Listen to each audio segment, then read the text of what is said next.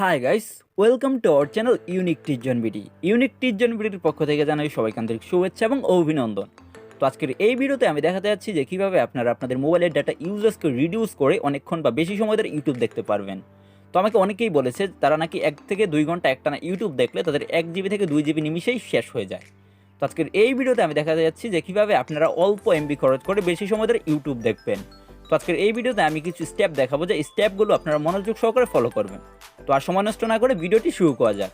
আর ভিডিওটি শুরু করার আগে আপনি যদি এখনও আমাদের ইউনিকটেকজনবিডি চ্যানেলটিকে সাবস্ক্রাইব করে না থাকেন তাহলে এখনই আমাদের ইউনিকটেকজনবিডি চ্যানেলটিকে সাবস্ক্রাইব করুন এবং পরবর্তী আরও আপডেটের জন্য পাশে থাকা বেল আইকনটি বাজিয়ে দিন।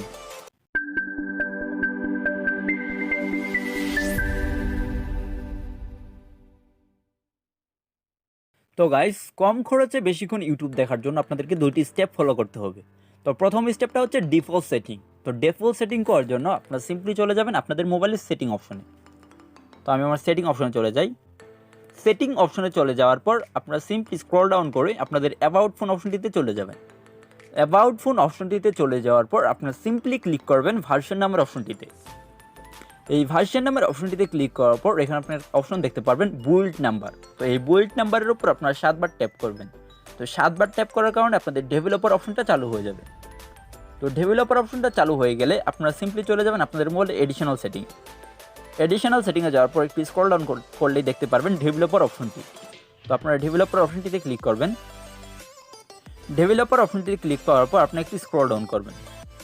তো স্ক্রল ডাউন করলে আপনারা একটি অপশন দেখতে পারবেন যে এরকম দেখতে পাচ্ছেন আমার মোবাইল স্ক্রিনে, don't keep activities background process limit. তো আপনারা এখানে ডোন্ট কিপ অ্যাক্টিভিটিসটা এই অপশনটা অন করে দেবেন। আর ব্যাকগ্রাউন্ড প্রসেস লিমিট, তো এখানে আমি নো ব্যাকগ্রাউন্ড প্রসেস সিলেক্ট করে দিচ্ছি। আপনারা এখান থেকে নো ব্যাকগ্রাউন্ড প্রসেসটা সিলেক্ট করবেন। তো সিলেক্ট করার পর আপনারা সিম্পলি ব্যাকে চলে যাবেন। তো ব্যাকে চলে যাওয়ার পর আপনারা চলে যাবেন আপনাদের মোবাইলের নেটওয়ার্ক সেটিংয়ে। তো নেটওয়ার্ক সেটিংয়ে যাওয়ার পর আপনারা সিম্পলি সিলেক্ট করবেন নিচে ডাটা ইউজার সেটিং। তো ডাটা ইউজার সেটিংটি চুজ করার পর আপনারা দেখতে পারবেন নিচে ডাটা সেভিং নামের একটি অপশন। এখানে ক্লিক করে আপনার ডাটা সেভিংয়ের অপশনটি চালু করে দেবেন। তো তারপর আপনারা চলে যাবেন আপনাদের মোবাইলের অ্যাপ্লিকেশন ম্যানেজারে, ডিফল্ট অ্যাপ্লিকেশন ম্যানেজার। তো আমি আমার ডিফল্ট অ্যাপ্লিকেশন ম্যানেজারে চলে যাই। ডিফল্ট অ্যাপ্লিকেশন ম্যানেজারে যাওয়ার পর আপনারা এখান থেকে ইউটিউব সিলেক্ট করবেন। তো আমি এখান থেকে ইউটিউব সিলেক্ট করি। ইউটিউব সিলেক্ট করার পর এখানে একটি অপশন দেখতে পারবেন ডাটা ইউজার্স ডিটেল। তো আপনারা এই ডাটা ইউজার্স ডিটেল অপশনটিতে ক্লিক করবেন।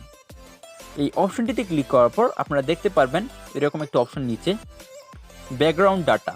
তো এটা আপনাদের অন থাকবে, আপনারা এটা বন্ধ করে দেবেন। তো এই হচ্ছে মোটামুটি মোবাইলের আর কি ডিফল্ট সেটিং। তো এখানে আরেকটি ডিফল্ট সেটিং রয়েছে, সেই ডিফল্ট সেটিংটা আমরা দেখিয়ে দিই।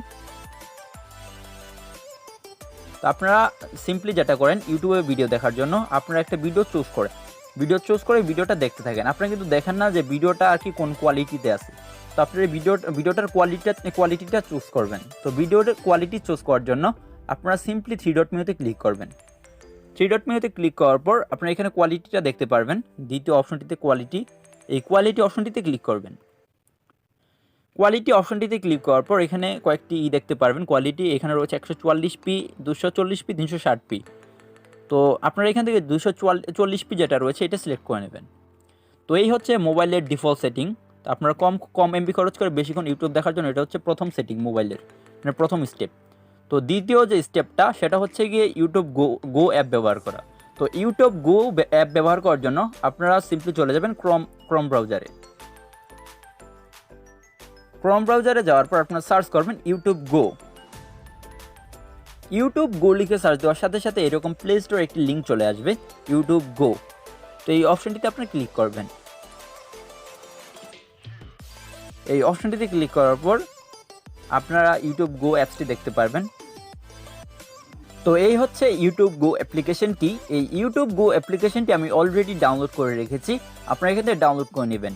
আর হ্যাঁ, ডাউনলোড করার আগে অবশ্যই একটা ইউনাইটেড স্টেট সার্ভার সিলেক্ট করে একটা ভিপিএন কানেক্ট করে নেবেন। তো ডাউনলোড শেষ হয়ে গেলে জাস্ট এটা ওপেন করবেন। তো অ্যাপটা ওপেন করার পর ঠিক এরকম একটা ইন্টারফেস চলে আসবে।